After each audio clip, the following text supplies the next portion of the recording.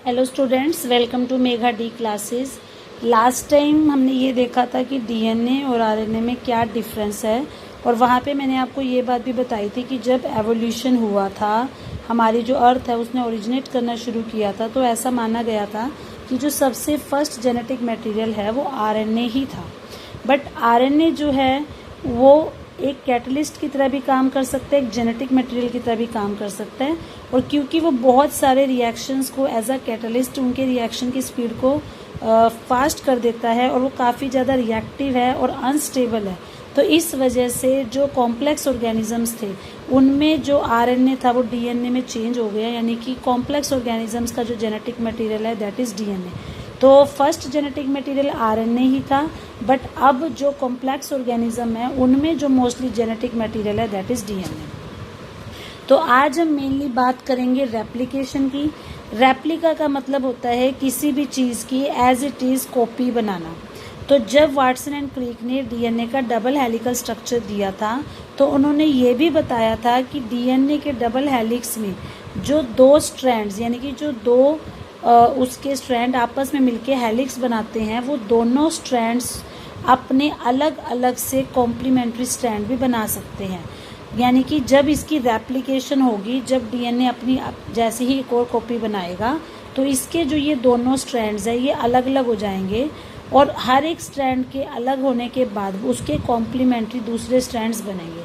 यानी कि जो यहाँ पर दो नए डीएनए बनेंगे, इस डीएनए में एक स्ट्रैंड तो पुराना होगा, पुराने वाले डीएनए का, जिसको हम बोलेंगे पेरेंटल स्ट्रैंड, और एक स्ट्रैंड जो है वो नया होगा जिसको आप बोलोगे डॉटर स्ट्रैंड या न्यू स्ट्रैंड। तो यहाँ से उन्होंने एक टर्म दी थी semi conservative DNA replication. Semi conservative DNA replication का मतलब यही है कि हर एक डीएनए मॉलिक्यूल में एक स्ट्रैंड तो पेरेंटल यानी कि उसके पेरेंट वाला रहता है, और एक स्ट्रैंड जो है वो न्यूली सिंथेसाइज्ड होता है। So this is known as semi conservative DNA replication.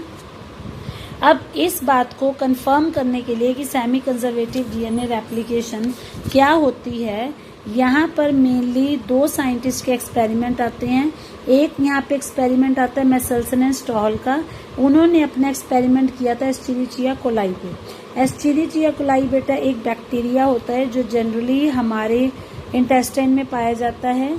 तो उन्होंने अपना एक्सपेरिमेंट ई कोलाई पे, जिसको आप शॉर्ट में ई कोलाई भी लिख सकते हो, तो ई कोलाई पे उन्होंने 1958 में एक एक्सपेरिमेंट करके दिखाया था, ये दिखाने के लिए कि रेप्लिकेशन किस तरीके से होती है। और रेप्लिकेशन सेमी कंजर्वेटिव है, यानी कि जब भी आप रेप्लिकेशन करोगे तो आपको डबल हेलिक्स में एक स्ट्रैंड पुराने वाला मिलेगा और एक स्ट्रैंड न्यू मिलेगा। तो यहाँ पर आपको पूरा नाम याद नहीं रखना, you just have to remember the surname Meselson and Stahl. तो उन्होंने क्या किया था, उन्होंने एक मीडियम ले लिया, उस मीडियम के अंदर उन्होंने अमोनियम क्लोराइड को यूज़ किया, और उस मीडियम के अंदर उन्होंने ई कोलाई के सेल्स को ग्रो करवाया।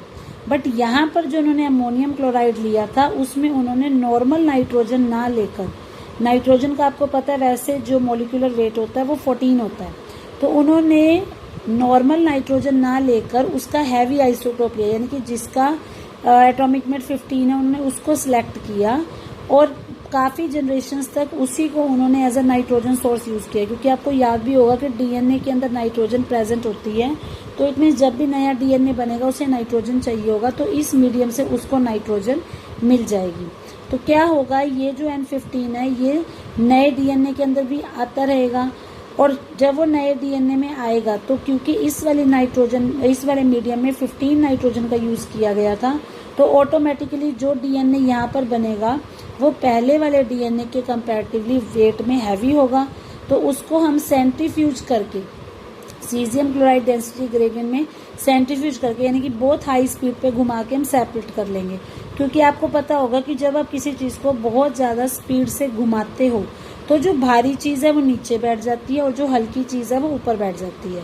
मतलब यहाँ पे उन्होंने रेडियो एक्टिविटी को यूज़ नहीं किया, डेंसिटी को यूज़ किया कि जिस चीज़ की डेंसिटी ज़्यादा है, जो भारी है वो नीचे बैठ जाएगी और जो हल्की है वो ऊपर रह जाएगी। फिर उसके बाद उन्होंने क्या किया, जो उनको सेल्स मिले अब उन्होंने उनको उस मीडियम में ट्रांसफ़र किया जिसमें नॉर्मल अमोनियम क्लोराइड लिया गया, यानी कि जिसमें नाइट्रोजन 14 ही प्रेजेंट है। और फिर उसके बाद उन्होंने दोबारा से थोड़ी देर के बाद उस का सैंपल कलेक्ट किया और फिर से उनकी सेंट्रीफ्यूगेशन करी और फिर से देखा कि डीएनए जो मिल रहा है उसकी डेंसिटी कैसी है। और फिर तीसरी बार उन्होंने दोबारा से क्या किया कि जो N15 से मिले उसको N14 पे ट्रांसफ़र किया, तो उन्होंने ये देखा कि उनमें हाइब्रिड बने हैं, यानी कि जो डीएनए बना, डीएनए के 2 स्ट्रैंड्स बने, तो 2 स्ट्रैंड्स में उन्होंने ये देखा कि एक तो ओरिजिनल था यानी कि पेरेंटल था और एक न्यू स्ट्रैंड बना था। तो 40 मिनट्स के बाद उन्होंने दोबारा उसको कल्चर किया। पहले 20 मिनट्स के बाद उन्होंने चेक किया अपना रिजल्ट, फिर 40 मिनट्स के बाद चेक किया, देन अगेन 80 मिनट्स के बाद किया, क्योंकि ई कोलाई को डिवाइड होने में 20 मिनट्स का समय लगता है। तो हम ये मान सकते हैं कि 20 मिनट के अंदर ई कोलाई ने अपनी और कॉपीज बना ली होंगी। फिर 40 मिनट्स के बाद देखा तो इस तरीके से उनको अलग अलग रिजल्ट मिले। तो पूरा एक्सपेरिमेंट उन्होंने क्या किया वो यहाँ पे आपको एक डायग्राम की फॉर्म में रिप्रेजेंट किया हुआ है। तो यहाँ पर आप देख सकते हो कि सबसे पहले उन्होंने डीएनए को एक अमोनियम क्लोराइड के मीडियम पे ट्रांसफ़र कर दिया जिसमें N15 का यूज़ किया गया था।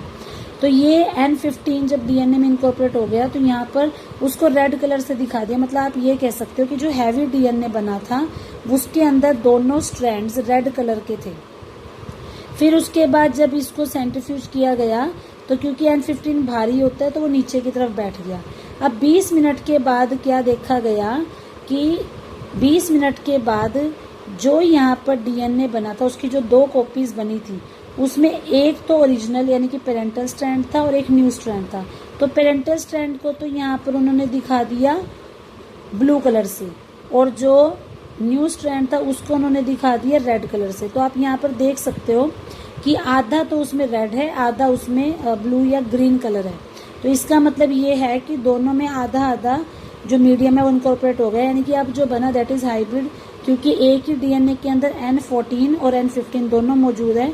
तो ये N14 जितना हल्का भी नहीं था और N15 जितना भारी भी नहीं था, इसकी डेंसिटी इन दोनों के बीच की थी, तो इसको हाइब्रिड बोला गया। फिर 40 मिनट्स के बाद इसको दोबारा से N14 वाले मीडियम पे रखा। पहले N15 पे रखा था, अब N14 पे रखेंगे। तो N14 पे रखेंगे तो आप देख सकते हो अब ये जो है इसके 2 स्ट्रैंड बनेंगे, एक रेड और ग्रीन, और इसके भी एक रेड और ग्रीन। अब रेड और ग्रीन वाले में से ग्रीन को 14 वाला जब मिलेगा तो ग्रीन के साथ ग्रीन ही बाइंड करेगा, रेड के साथ ग्रीन बाइंड करेगा, देन रेड के साथ ग्रीन और फिर ग्रीन के साथ ग्रीन, यानी कि 2 स्ट्रैंड्स तो हाइब्रिड मिलेंगे जिनकी डेंसिटी जो है बीच में है तो वो थोड़े हैवी रहेंगे, और 2 जो बने थे डीएनए वो N14 यानी कि ओरिजिनल वाले थे तो वो हल्के थे। तो इस तरीके से डेंसिटी के आधार पे जब बार बार देखा गया तो ये फाइंड आउट किया गया कि हर बार जो डीएनए है उसके दोनों स्ट्रैंड्स अलग अलग हो जाते हैं और एक स्ट्रैंड तो ओरिजिनल रहता है, मतलब एक तो वहाँ पे टेम्पलेट का काम करता है और उसी के अकॉर्डिंगली दूसरा स्ट्रैंड सिंथेसाइज होता है।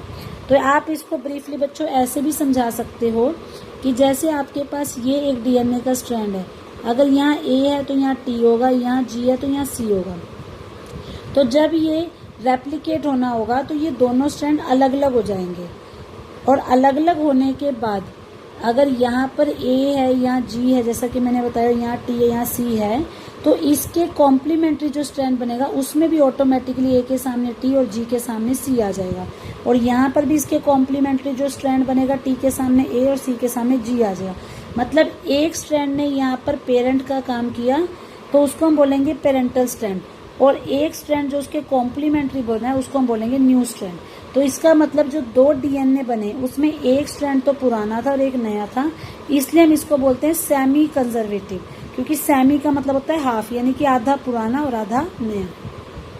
इसी तरीके से सिमिलर एक्सपेरिमेंट्स जो हैं टेलर और उसके कलीग्स ने भी 1958 में किए थे।